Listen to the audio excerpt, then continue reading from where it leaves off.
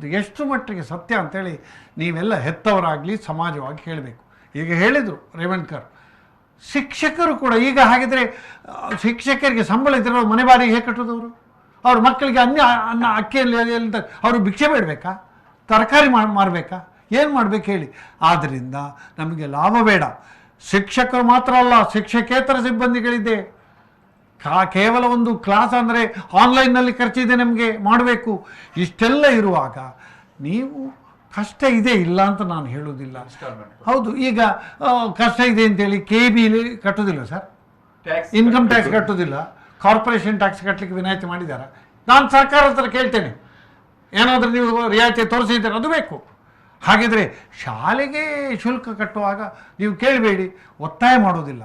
3 ಕಂತಿನಲ್ಲಿ ಕೊಡಲಿ, 4 ಕಂತಿನಲ್ಲಿ ಕೊಡಿ, ಇಲ್ಲ ನಾವು ಯಾವುದನ್ನು ಕಟ್ ಮಾಡೋದಿಲ್ಲ. ಆದರೆ ಕೊಡುವುದಿಲ್ಲ ಅಂತ ಹೇಳಬೇಡಿ, ಅದರಿಂದ ಇನ್ನೊಂದು ಸಮಸ್ಯೆ ಉದ್ಭವ ಆಗ್ತದೆ. ಆ ದೃಷ್ಟಿಯಿಂದ ಅಲ್ಲಿ ಒಂದು ಸ್ಪರ್ಧೆ, ಅದು ಏನದು ಎಂಥ ಸ್ಪರ್ಧೆ ಅಂತಂದರೆ ನಾನು ಹೇಳ್ತೇನೆ, ಅದು ಅನ್ಹೆಲ್ದಿ ಕಾಂಪಿಟೀಷನ್ ಎಲ್ಲ ಸಮಾಜದಲ್ಲಿ ಉಂಟಾಗ್ತದೆ. ಅದಕ್ಕೋಸ್ಕರ ಒಳ್ಳೆಯ ಶಿಕ್ಷಣ ಸಂಸ್ಥೆಗಳು ಬದುಕಬೇಕು, ಶಿಕ್ಷಕರು ಬದುಕಬೇಕು, ಶಿಕ್ಷಕೇತರ ಸಿಬ್ಬಂದಿಗಳು ಬದುಕಬೇಕು, ವಿದ್ಯಾಸಂಸ್ಥೆ ವ್ಯವಸ್ಥೆ ಬದುಕಬೇಕು. ಅದಕ್ಕೋಸ್ಕರ ತಂದೆ ತಾಯಿಗಳು ಕೂಡ ಸ್ವಲ್ಪ ಪ್ರಮಾಣದಲ್ಲಿ ತ್ಯಾಗ ಮಾಡಬೇಕು ಅಂತ ಅನ್ನುವಂಥದ್ದು ನಮ್ಮ ಪ್ರಾರ್ಥನೆ.